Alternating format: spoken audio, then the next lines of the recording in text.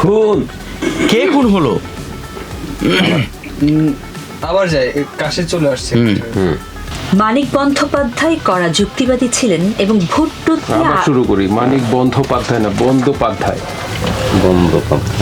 বন্ধ না, বন্ধ। আচ্ছা, এটা ওইখান থেকে আসি আমরা।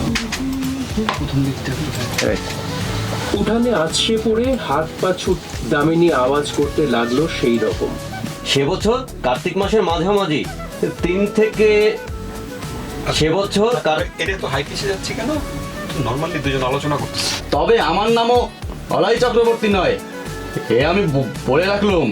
আচ্ছা, আমার মনে হয় একটু ক্লিয়ারে যায়, অসুবিধা নেই। পেয়ে যাবো।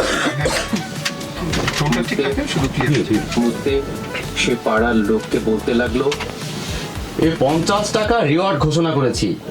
কিন্তু লোকে খুব বিস্মিত হলো না। আরে বলাই চক্রবর্তীর এইরকম অপমৃত্যুই আশপাশের 10টা গায়ের লোক প্রত্যাশা করেছিল। কান্না না। এটা হলো গলা টিপে মেরে ফেলতেছে। ওইটা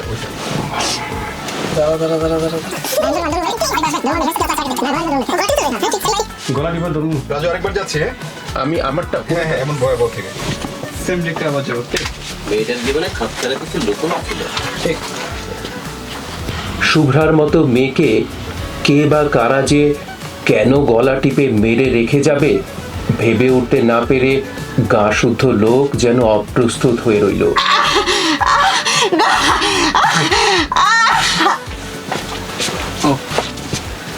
মাইরা ফেলছে রে, ব্যথা পেয়েছি। আরে এটাই হচ্ছে জিনিস যে আপনি লোক এক জোরেছেন, আপনি মাইরে ফেলতে পারতেন, এটাই হচ্ছে